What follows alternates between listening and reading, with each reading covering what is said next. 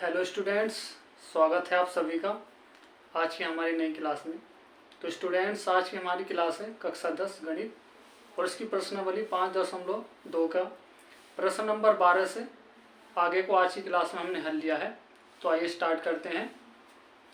प्रश्न 12 है हमारा कि दो समांतर श्रेणियों का सार्वंतर समान है यदि उनके 100वें पदों का अंतर 100 है तो उनके 1000वें पदों का अंतर ज्ञात कीजिए। तो आइए करते हैं इसको।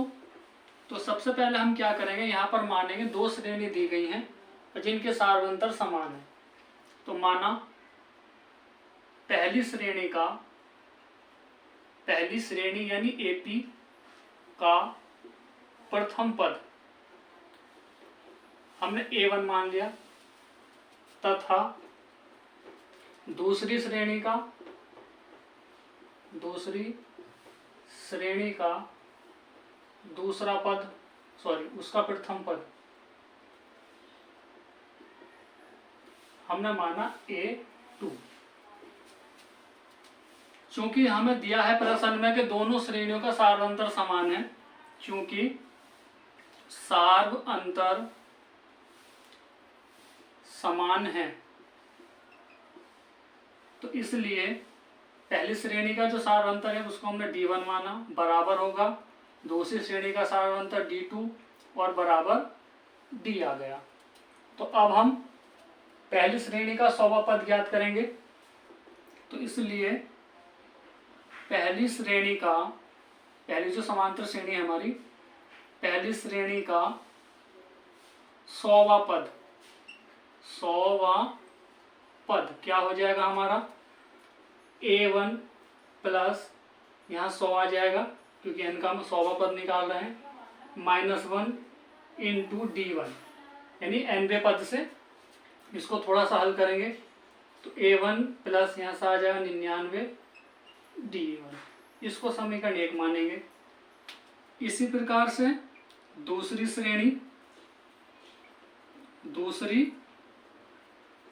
श्रेणी का 100वां पद क्या हो जाएगा A2 प्लस 99 आ जाएगा यहाँ भी D2। समीकरण 2।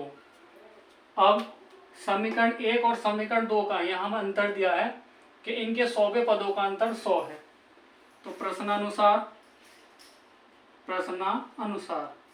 ने कहा था कि जो पहली श्रेणी यानी दो श्रेणी है उनके 100वें पदों का अंतर 100 है। तो समीकरण 1 - 2 से यानी A1 plus 99 D1 minus A2 plus 99 D2 बराबर 100 यानी पहली श्रेणी और दूसरी श्रेणी के 100वें पदों का अंतर जो है 100 है। ये हमने यहाँ बराबर रख लिया। इसको हल करेंगे A1 प्लस 99 D1, बाहर माइनस है, जब ब्रैकेट हटाएंगे तो इनके चिन्ह बदल जाएंगे। ये हो जाएगा A2 माइनस 99 D1, यहाँ D2 बराबर 99 तो 100 रहेगा। अब देखिए D1 और D2 बराबर क्या है D के, तो हम यहाँ रखेंगे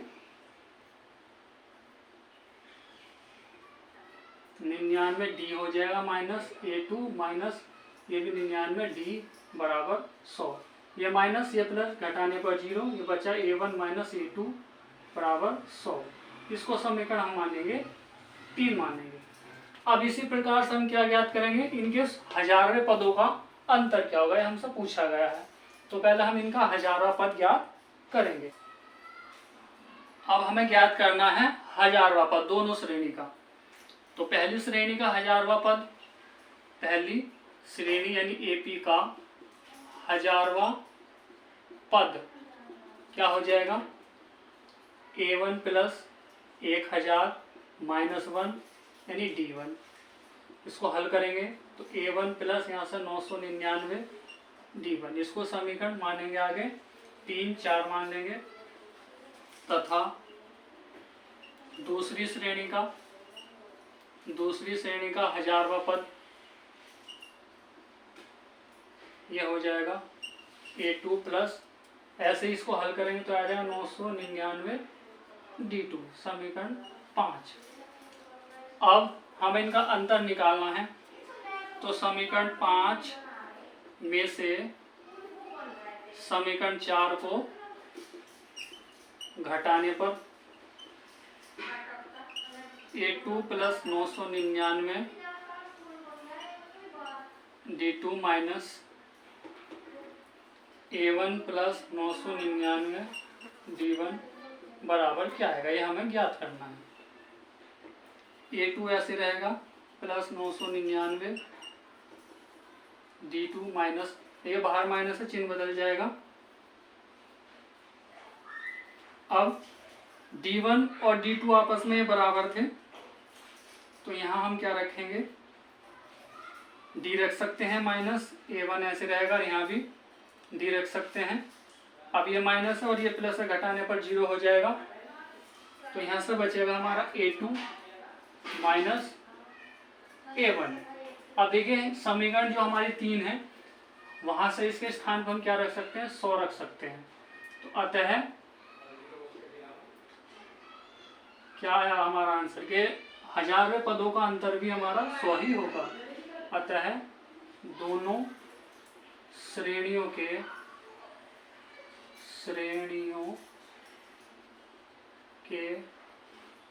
1000वें पदों का अंतर बराबर 100 होगा। हमारा कि 3 अंकों वाली कितनी संख्याएं 7 से विभाज्य होती हैं, यानी हमें ऐसी संख्याएं बतलानी है जो 3 अंकों की हो और 7 से विभाज्य होती हो। तो देखिए 3 अंकों की संख्याएं हमारी 100 से स्टार्ट होती है और 999 तक रहती है। 3 अंक यहाँ भी हैं, 3 अंक यहाँ भी हैं। इससे कम पहली संख्या में 3 अंक नहीं होते और इससे ज़्यादा में, इससे बड़ी संख्या में 4 अंक हो जाते हैं। तो इनके बीच ऐसी संख्याएं हमें देखनी है जो 7 से विभाज्य होती है। अब देखिए 100 से सबसे पहले हम देखेंगे कि 100 से बड़ी 3 अंकों की कौन सी पहली संख्या होगी जो 7 से विभाज्य होती है। तो यहाँ लिखेंगे कि माना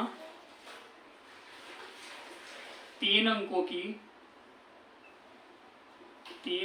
की 7 से विभाज्य संख्याएं। तो कौन कौन सी ऐसी संख्याएं हैं जो 3 अंकों की हो और 7 से विभाज्य होती हो। तो सबसे पहला आ जाएगी हमारी 105। देखिए 100 विभाज्य नहीं होता, 101, 102, 103, 104 नहीं विभाज्य होगा। तो सबसे पहला होगा हमारा 105, 7 से भाग करने पर पूरा पूरा विभाज्य हो जाएगा। उसके बाद हम इसमें क्या करेंगे, 7 ही ऐड कर देंगे, यानी 7 इसमें प्लस कर लेंगे। तो 105 में 7 प्लस करेंगे तो 112 हो जाएगा।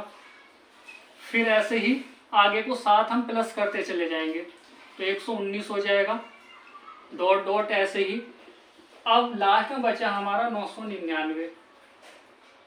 क्या ये 7 से विभाज्य है? नहीं है। तो अब हमें 999 से पहले ऐसी संख्या देखनी है जो 7 से विभाज्य होती हो। तो 994 7 से विभाज्य हो जाएगी, 7 ही का ना 7, इस सब अगर भाग करके देखें तो 7 ही का ना 7, 2 बचेगा, 7 चौक 18, 7 दूनी 14, यानी ये 7 से विभाज्य हो जाएगी। तो अब ये हमारी एक श्रेणी बन जाती है। तो इसका प्रथम पद यानी ए क्या हो जाएगा 105। सारवंतर ज्ञात करेंगे, यानी डी कितना हो जाएगा, दूसरे पद में से पहले पद को घटाएंगे तो आ जाएगा 7 आ जाएगा। और 994 जो है ये हमारा है nवा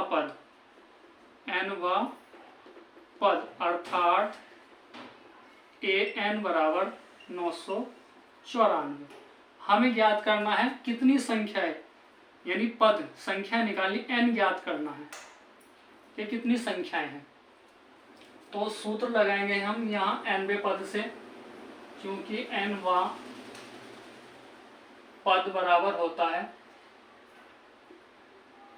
an बराबर a plus n minus one into d से। तो एनवा पद हमें दिया 994 बराबर ए प्रथम पद है ये 105 है, प्लस एन का मान हमें ज्ञात करना ऐसे रखेंगे और डी हमारा 7 है।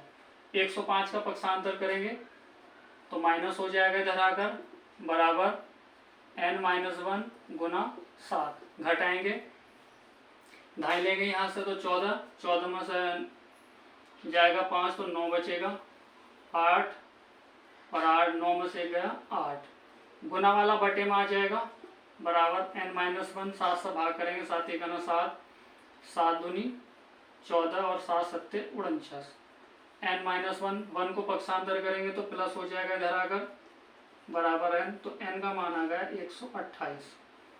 तो अतः है 3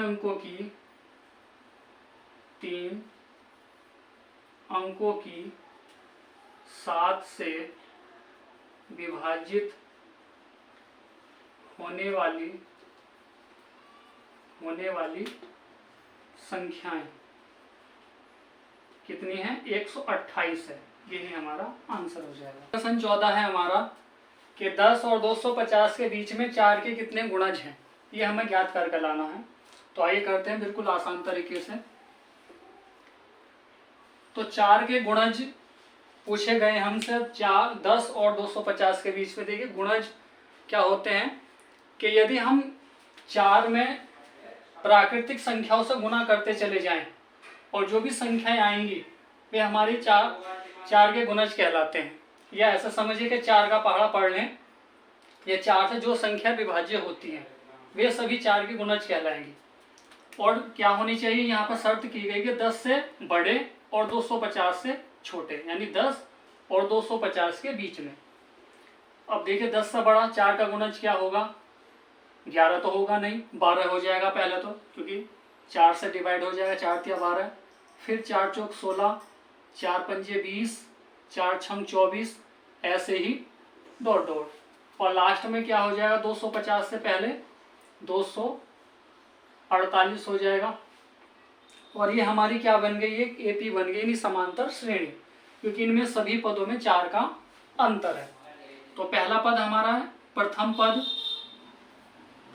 पद ए 12 हो जाएगा। सार अंतर ज्ञात करेंगे यहाँ से, सार अंतर यानी डी, दूसरे पद में से पहले पद को घटाएंगे तो 4 आ जाएगा। और ये जो 248 है होगा हमारा एनवा पद 248 हमें ज्ञात करना है कितने गुणज है, यानी एन ज्ञात करना है, एन ज्ञात करना है। तो यहाँ लगाएंगे हम एनवे पद का सूत्र, ए एन वा पद जो होता है उसका सूत्र लगाएंगे, ये होता है a plus n minus one into d. तो एन वा पद दिया हमें 248 बराबर ए का मान है 12, एन ज्ञात करना है ऐसे रखेंगे, और डी है 4। 12 को पक्षांतर करें तो माइनस हो जाएगा, बराबर एन माइनस वन गुना 4। 12 घटाइए, 8 में से 2 जाएंगे 6, 4 में से 1 गया 3, 2 ऐसे आ जाएगा, 4 बटे में आएगा एन माइनस वन। 4 से भाग करेंगे, 4 पंजे 20, 4 पंजे 20 और यहाँ से 3 बचा और 4 नम 36। एन माइनस वन को पक्षांतर किया, प्लस हो जाएगा एन का मान कितना हो गया? 60 हो गया। पता है 4 के गुणज, अतः 4 के गुणज बराबर 60 हो गए। आगे प्रश्न 15 है, n के किस मान के लिए दोनों समांतर श्रेणियों के n वे पद बराबर होंगे? देखिए हमें यहाँ पे प्रश्न 15 में 2 समांतर श्रेणी दी गई है और हमें ये बतलाना है कि n का किस मान के लिए इन दोनों श्रेणियों के जो n वे पद हों वे आपस में बराबर हों। तो पहले हम क्या करेंगे, पहली जो श्रेणी है उसका n वा पद ज्ञात करेंगे और दूसरी श्रेणी का n वा पद ज्ञात करेंगे, फिर दोनों को आपस में बराबर रखेंगे, ऐसा हमें कहा गया है। वहां से n आ जाएगा। तो यहाँ लिखेंगे पहली श्रेणी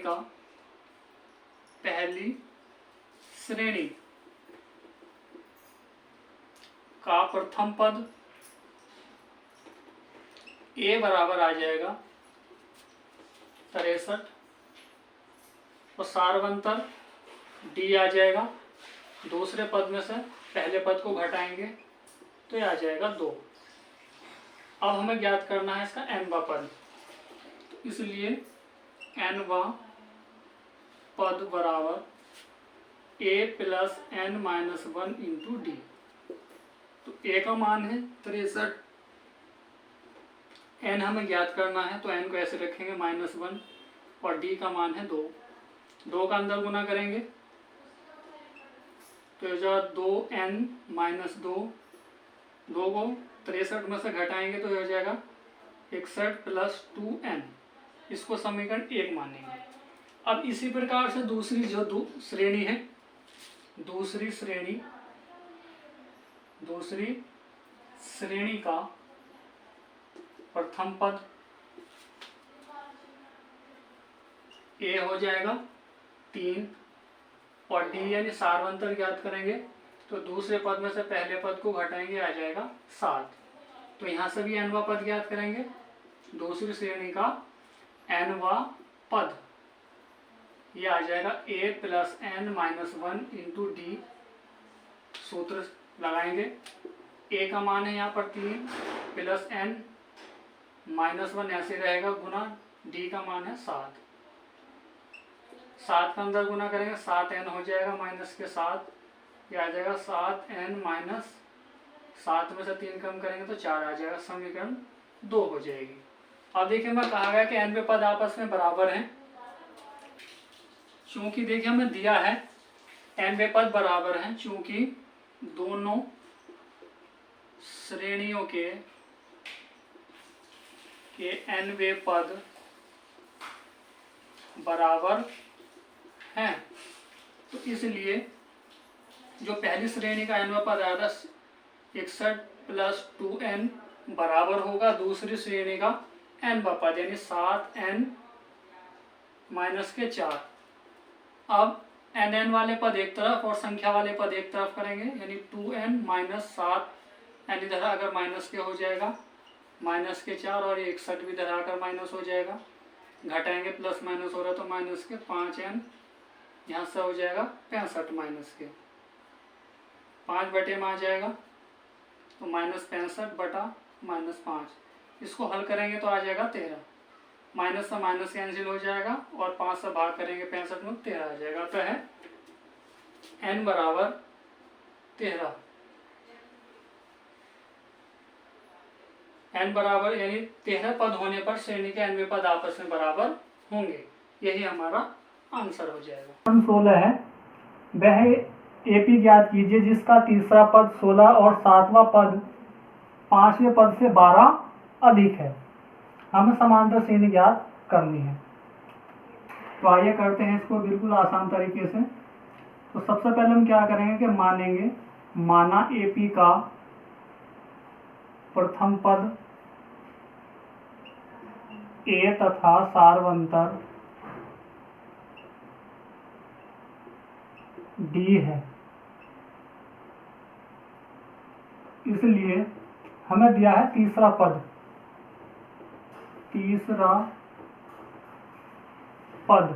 अर्थात A3 या n, इसको इस प्रकार से लिखेंगे A3 बराबर nवें पद का फॉर्मूला लगाएंगे यहाँ पर n-1 इंटू डी से।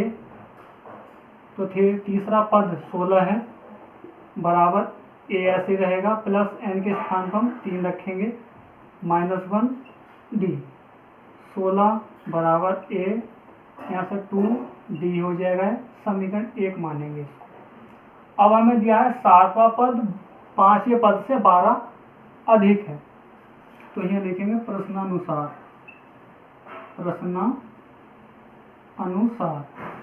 यानी 7वां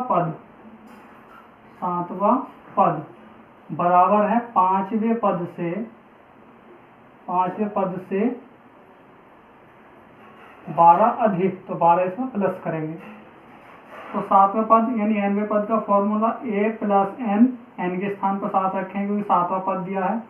-1 इंटू डी बराबर, यहाँ पांचवा पद इसी प्रकार से ज्ञात करेंगे। तो ए प्लस एन के स्थान पर 5 रखेंगे, -1 इंटू डी प्लस 12। अब इसको हल करेंगे, ए प्लस 6d हो जाएगा बराबर, यहाँ से ए प्लस 4d प्लस 12। अब हल करेंगे इसको अक्सर अक्सर एक तरफ और संख्या संख्या एक तरफ, तो ये माइनस के हो जाएंगे इधर आकर, बराबर 12 बचेगा। ए प्लस माइनस हो रहा है, घटाने पर 0, यहाँ से 6 में से 4 घटाएंगे तो 2d बचेगा बराबर 12। 2 बटे में जाएगा तो यही कैंसिल, 2 छंग 12, तो d का मान आ गया 6। ये मान हम रखेंगे समीकरण 1 में, समीकरण 1 से। तो समीकरण 1 है हमारी 16 बराबर a प्लस 2d, 16 बराबर a, d के स्थान पर 6 रखेंगे तो ये हो जाएगा 12। 16 बराबर a प्लस 12, 12 का पक्षांतर करेंगे तो माइनस हो जाएगा इधर आने पर, a का मान आ जाएगा 4। a आ गया, d हमें ज्ञात करनी है, ap ज्ञात करनी है। तो प्रथम पद a हमने ज्ञात कर लिया है, 4 आया है, और सारवंतर d आया था हमारा 6। तो दूसरा पद निकालेंगे, यानी a2, दूसरा पद a2 ज्ञात करेंगे। तो इसमें हम क्या करेंगे, a1 प्लस d प्लस कर देंगे। a1 है 4 और d है 6, तो ये हो जाएगा 10, यानी दूसरा पद आया हमारा 10। इसी प्रकार से तीसरा पद यानी a3 ज्ञात करेंगे। तो a2 प्लस d, a2 आया है 10 प्लस d है 6, ये हो जाएगा 16। चौथा पद ज्ञात करेंगे यानी a4, तो ये आ जाएगा a3 प्लस d, a3 आया था 16 और d का मान था 6, ये आ जाएगा 22, a4 आ गया 22। अतः AP यानी समांतर श्रेणी जो हमें ज्ञात करनी थी वो आ जाएगी। प्रथम पद है हमारा 4, दूसरा पद था 10, फिर तीसरा पद 16 और फिर 22, डॉट, यही हमारी आंसर हो जाएगा। प्रश्न 17 है हमारा। प्रश्न 17 में कहा गया कि AP दी हमें एक, और कहा गया कि अंतिम पद से 20वां पद ज्ञात कीजिए। देखिए बड़ा ही मोस्ट सवाल है, इस प्रकार का सवाल पिछले साल बोर्ड परीक्षा में पूछा गया था 1 नंबर में। तो हमें कहा गया कि ये जो AP है इसके अंतिम पद से 20वां पद क्या होगा। तो यहाँ पर देखिए हमारे जो AP दी गई है और इनके जो पदों का अंतर है वो कितना है, 5 है। आगे इन दोनों का अंतर भी 5 है, यानी एक समांतर श्रेणी है। तो प्रश्न इस प्रकार से बन जाता है, यदि हम इसको विपरीत प्रकार में यानी अवरोही क्रम में लिखें, क्योंकि हमसे अंतिम से पूछा गया है, यानी 253 और इसमें अंतर है 5 का, 5 कम करो 248 बन जाएगा, फिर और 5 कम करो 243 बन जाएगा, डॉट डॉट, ये हो जाएगा 3, यानी 13 आ जाएगा, फिर 8 और फिर 3 आ जाएगा। तो इस प्रकार से हमारा प्रश्न बन गया है। तो यहाँ प्रथम पद क्या हो जाएगा हमारा, प्रथम पद A हुआ 253 और D सार अंतर ज्ञात करेंगे तो सार अंतर D आ जाएगा, यानी दूसरे पद में से पहले पद को घटाएंगे तो ये आ जाएगा -5। अब हमसे पूछा गया 20वां पद, तो 20वां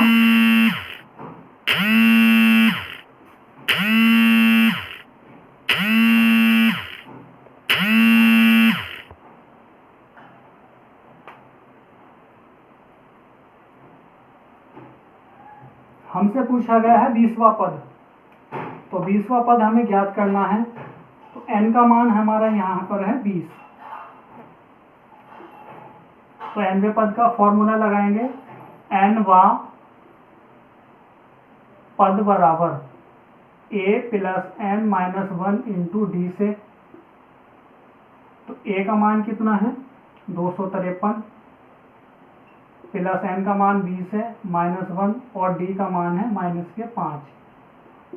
253 प्लस घटाएंगे तो यहाँ से हो जाएगा 19 गुना -5 गुना करेंगे तो 19 पंजे 95, घटाएंगे 13 में से 5 गया तो 8 बचा, यहाँ बचा था 4 तो 14 हो जाए, 14 में से 9 गया तो 5 बचेगा और यहाँ बचा 1 यानी 198। तो अंतिम से अतः अंतिम से 20वां पद 198 होगा। यही हमारा आंसर हो जाएगा।